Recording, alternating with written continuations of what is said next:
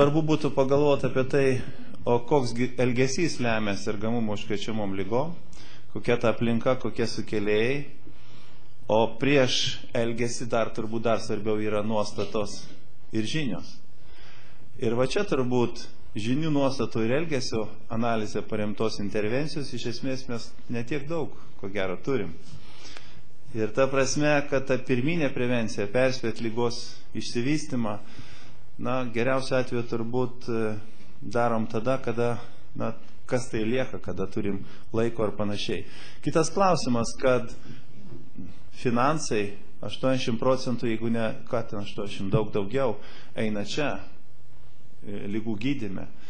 Bet būtent, kad kaip įtakota elgesį, kaip organizuoti mūsų darbą remiantis žinių, nuostatų, elgesio tyrimais, kartu su epidemiologinės stebėsenos tyrimais, būtų gerai, kad kuo toliau, tuo daugiau mes apie tai galvotume. Sąlyginai galbūt galima taip, daug kas matė šitą paveikslėlę, ne? Tas mūsų gyvenimo kelias, bet juk iš esmės mes užsiimam, va čia, visas dėmesys yra čia. Būtent analizuojam sergamumą, o negalvojam apie tai, kad, o ką daryti, kad šitam gyvenimo keliai būtent žmonės kuo ilgiau gyventų sveiki. Ir jeigu vien tik tai galvosim apie tai, kaip pagelbėti jau sergantiems gerai, jeigu dar galvojam, kuo greičiau juos diagnozuoti, ko gero būsim pasmerkti amžinam atsilikimui. Kita kaip pavyzdį galim pateikti, sakysim, žmogus staiga netampa, va tokių, čia mūsų nuotraukos darytos, staiga netampa tokių narkomanų ir AIDS ligonių.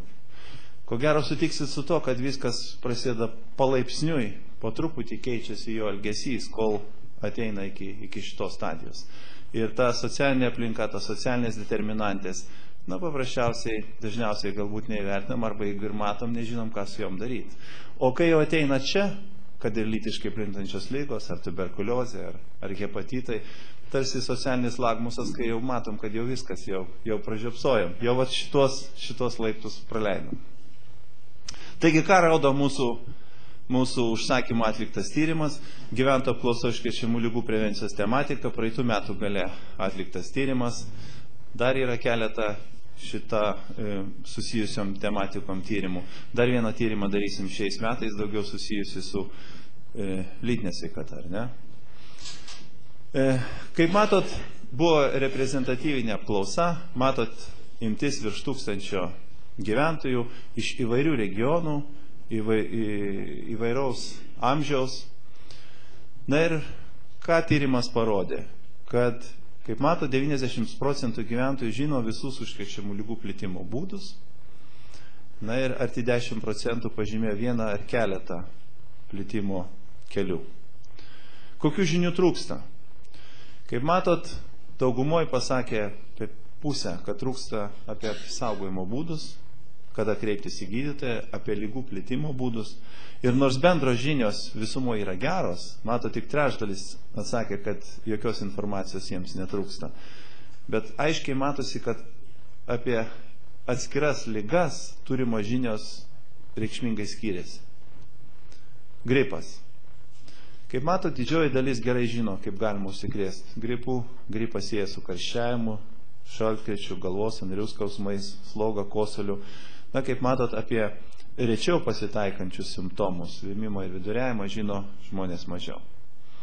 Na, reaguodami į tai ir ne vien tik į tai, išleidom, sakysim, kad ir tokį plakatą pasakojantį paprasčiausiai, kuo skiriasi gripas nuo peršalimo. Ir jį, kaip ir eilę kitos medžiagos, rasit mūsų tinklapyje. Ypač tie, kas sakėt, kad esate čia pirmą kartą, atkreipiu dėmesį, kad užsiprenumeruokit mūsų naujienas, jeigu to dar nesat padarę. Ir kaip pavyzdį noriu pasakyti, kad vien vykdydami Europos komisijos remiamą projektą, matot, 38 metodinės rekomendacijas parengėm atskirom užkrečiamų ligų tematikom. Po jų pristatymo visas jas rasit mūsų tinklapyje. Dabar tos, kurios jau buvo pristatytos, kurios jau buvo aptartos, su jumis jos jau irgi jame yra. Šios dienos rekomendacijas visi gavot kompaktiniam diske. Taip? Sekantis klausimas, kalbant apie gripą, ar gripas gydomas antibiotikais. Kaip matot, kas trečias mano, kad taip. Ir dauguma taip manančių, kaip matot, yra jauno amžiaus vyrai. Apskritai, kalbant apie antimikrobinį atsparumą, atskira didelė tema. Atsparumas vystosi greičiau negu atrandami nauji vaistai, nauji antibiotikai.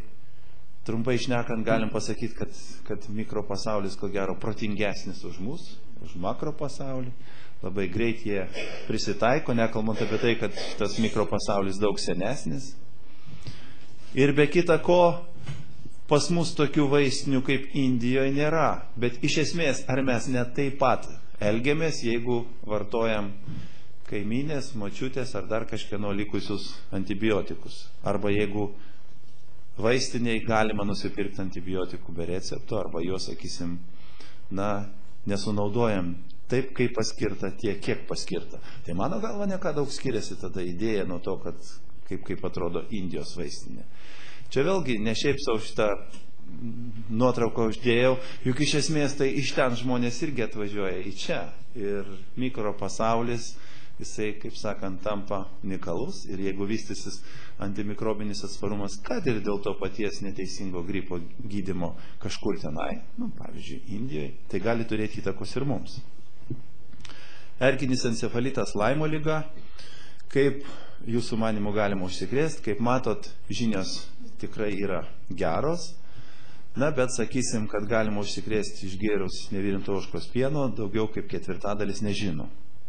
Ir kaip matot, daugiausia tokių yra tarp jauno amžiaus žmonių. Dažnas Lietuvos gyventojas neturi žinių apie virusinius hepatitus A, B ar C. Aš naudodama šitą skaidrę, bendraujant įvairiojom auditorijom, noriu labai paprastai ir aiškiai pasakyti, kad jeigu jaunuolis, sakysim, turi hepatitą A, tai reiškia ką? Jisai suvalgė sergančio žmogaus, kuriuose buvo viruso. Jeigu hepatitas B, tai greičiausiai, kad turėjo lytinius santykius su sergančio asmeniu ir ko gero galbūt su tuo, kuris buvo HBS antigenų teigiamas. Kaip matot, rizika tokiu atveju užsikrėsti yra gan didelė. Jeigu hepatitas C, tai ko gero pavartojo kažkokius tai narkotikus. Kaip jūsų manimų galima užsikrėsti hepatitų A? Kaip matot, 20% nežino, kokiu būdu galima užsikrėsti. Pusė mano, kad per kraują ir tik trečdalis atsakė, kad per maistą, vandenį, nešvarias rankas. Manančių, kad per lytinius santykius, kaip matot, vyresnio amžiaus žmonių yra arti 8%, o tarp jauniausių ketvirtadalis. Aš abejoju, ar tie jauniausi sieja lytinio užsikrėtimo kelią būtent su tam tikrais gėjų lytinio elgesio elementais. Aš atsimenu, kaip Europos lygų kontrolės centre būtent ėjo kalba apie hepatitus ir viena kolegė, beje, iš Lietuvos atėjo kiek pavėlavusi ir tuo metu kaip tik ėjo diskusija apie hepatito A lytinį plitimo kelią. Ir nesupratusi, kad ėjo kalba apie gėjų seksą, kur oralinis, analinis, būtent tam kontekste ir buvo kalbama. O to jinai išlaikius bandė paaiškinti auditorijai, kad maždaug ką jūs išneka, kad hepatitas A taigi plinta per visai kitais būdais. Bet visi kukliai patylėjo, kadangi paprasčiausiai nematė reikalo toliau diskutuoti. Tai aš abejoju, ar būtent su tai sieja jaunimas. Paprasčiausiai, ko gero, nežino. Bet vėlgi, kalbant specialistams, epidemiologams, svarbu ir šitą suprasti niuansą, šitą kelią. Hepatitas B. Matot, kiek daugiau nei pusė žino, kad galima užsikrėsti per kraują, kas ketvirtas, kad galima užsikrėsti per lytinius santykius. Ir geriau tai žino jaunesnio amžiaus respondentai. Kalbant apie hepatito B plitimo būdus, jie parodyti čia. Kaip matot, netgi šniaukščiant narkotikus taip pat galima užsikrėsti, ne vien tik tai leidžiantis juos į veną. Vis tik tai aišku, kad hepatito B labai mažos dozės užtenka, kad įvyktų užsikrėtimas. Ir šiai dienai iki galo neaišku, netgi diskutuojama, aš jau nekartą suminėjęs, kad galbūt netgi per mikro žaizdas, gal net nematomas žaizdas rankose, galbūt netgi sveikatos priežiūros įstaigose nuo užterštų paviršių, galbūt netgi užtenka, kad galima būtų užsikrėsti.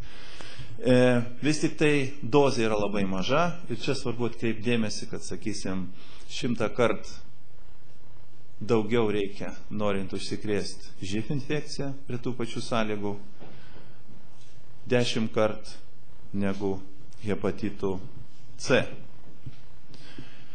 Kaip galima užsikrėsti hepatitų C? Kaip mato, daugiau nei ketvirtadalis visiškai nežino, daugiau nei pusė atsakė, kad galima užsikrėsti per kraują. Ar galima užsikrėsti grožio salone, tiek B, tiek C, kaip matot, arti pusės nežinojo apie tai.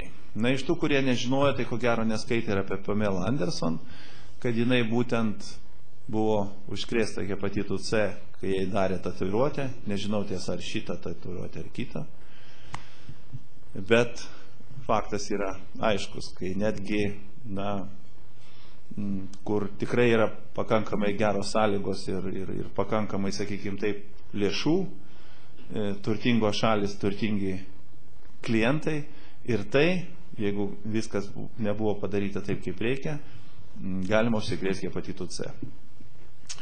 Be kita ko, Jungtinėse Amerikos valstijose matot, kada įvyko persikryžiavimas, šiuo metu miršta žmonių JAV daugiau nuo hepatito C negu nuo živ.